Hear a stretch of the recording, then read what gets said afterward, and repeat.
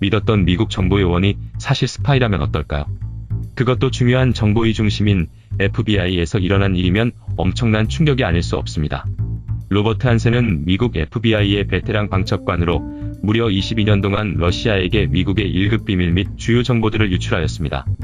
이 사건은 미국에 엄청난 피해를 입히고 다른 미국 스파이들을 죽음으로 몰고 간 최악의 스파이 사건으로 평가받고 있는데요. 이번 영상은 영화로도 제작될 만큼 드라마틱한 그 사건의 주인공 로버트 한센에 대해 알아보겠습니다. 1944년 시카고에서 태어난 한센은 경찰관인 아버지와 함께 안정적인 유년 시절을 보냈습니다.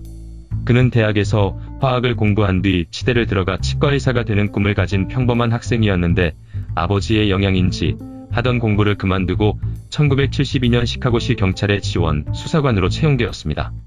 그리고 4년 뒤 능력을 인정받아 인디애나폴리스 연방수사국으로 직장을 옮기게 됩니다. 사실 그는 직장에서 존경과 선망의 대상이었는데 그가 러시아 정보국 KGB에 정보를 밀매하고 배신을 할 당시에는 어떤 정치적 목적이나 개인적인 원한 때문은 아니었습니다.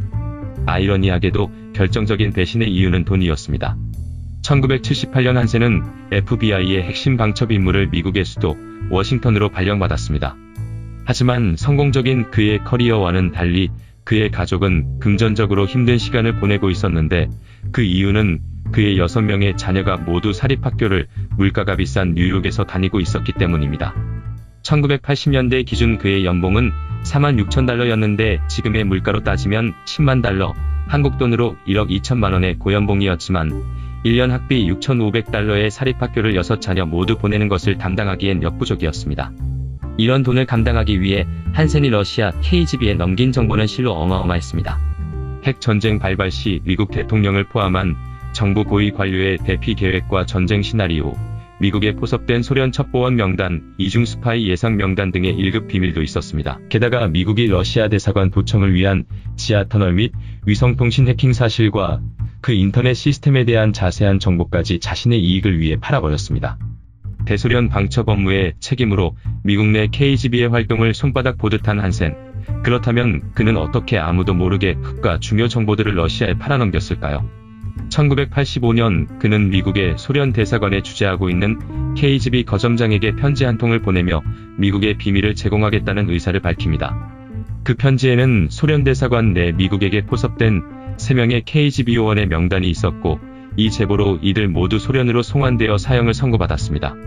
한센은 소련 측의 비밀 제공에 대한 대가를 요청하며 자신의 신변 안전을 위해 암호를 표기하는데 접촉 일시 모든 숫자에서 숫자 6을 더하겠으니 KGB는 그 숫자에서 6을 빼면 된다는 것이었습니다.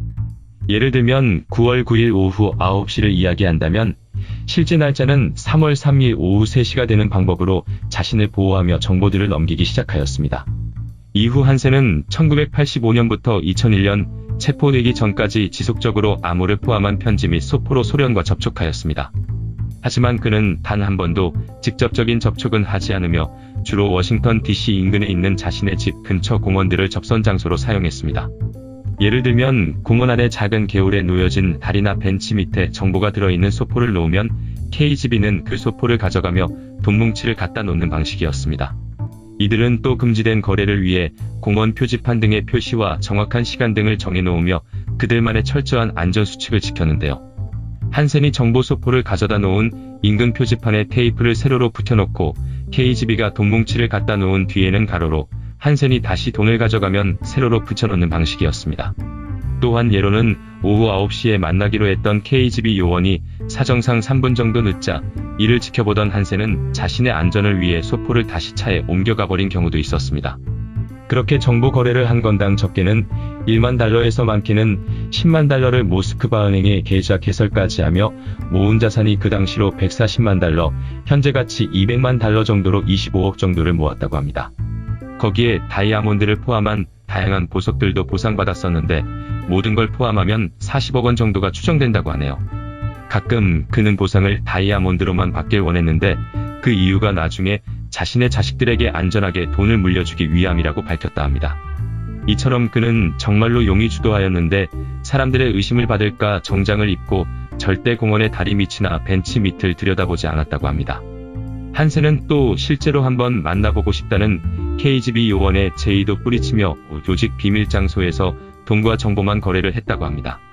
하지만 이렇게 철저한 그도 결국엔 덜미가 붙잡히고 맙니다. 심각하게 많은 양의 정보가 새어나가는 것을 의심한 FBI는 방첩 활동을 하면서 FBI 요원이 러시아에 정보 제공을 하고 있다는 내용의 한 러시아 정부 문서를 입수하게 되고, 이에 본격적으로 수사대를 만들어 간첩 색출에 대한 내사에 착수하게 됩니다. FBI는 한센이 아닌 다른 사람을 추적하는 등의 우여곡절 끝에 몇몇 용의자를 추려내는데, 이때부터 한센은 연방수사국의 밀착 감시를 받기 시작합니다. 그렇지만 출중한 업무 능력과 존경의 대상이었던 한센을 들키지 않으며 밀착 감시를 하기란 쉬운 일이 아니었는데요.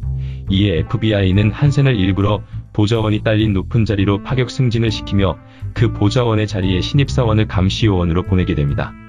감시요원이 몰래 그의 파일을 다운받아 그의 계획을 알 수 있게 된 FBI.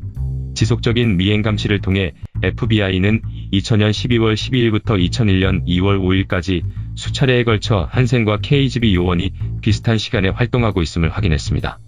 또 한센의 차량을 비밀리에 수색해서 러시아 측과 접촉 시 사용된 흰색 테이프, 그리고 FBI의 비밀문서 7건이 트렁크에 보관된 것을 확인을 한 뒤 공원 인근으로 요원을 파견하였습니다. 그리고 쓰레기 봉투에 밀봉된 $50,000, 러시아 측이 제공한 다음 접촉 장소에 대한 메모 등 모든 증거를 확보한 FBI는 한센을 체포하기로 결정합니다. 한센은 결국 2001년 2월 18일 자택 인근 공원에서 비밀 문서를 저장한 디스켓을 숨기는 모습을 현장에서 포착되어 간첩 활동 혐의로 체포됩니다. 한센은 2001년 7월 사형을 선고받았지만 검사와 합의를 통해 KGB 정보를 넘겨주는 대신 사형 구형을 면하고 종신형을 선고받았습니다.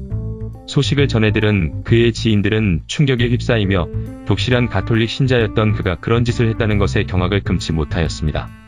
이런 와중에도 한센의 가족에 대한 사랑은 여전했는데, 그는 유죄를 선고받을 당시 자신의 부인과 자식들은 아무 죄가 없으며 내가 한 죄목에 무거운 책임감을 느낀다며 다시 한번 가족을 감싸는 모습을 보였습니다. 그는 미국에서 가장 감시가 심하며 탈옥이 불가능하다 알려진 ADX 플로렌스 교도소에 수감되었습니다. 가족을 무척이나 사랑하지만 돌이킬 수 없는 실수를 한 로버트 한센. 이 이야기는 2007년 영화 브리치로 제작되어 준수한 성적을 거두었습니다. 영화에서는 더 자세하게 이야기를 다루고 있으며 스릴러 영화를 좋아하시는 분이면 재밌게 보실 수 있을 것 같아 영화 추천드리면서 영상 마치겠습니다. 시청해주셔서 감사합니다.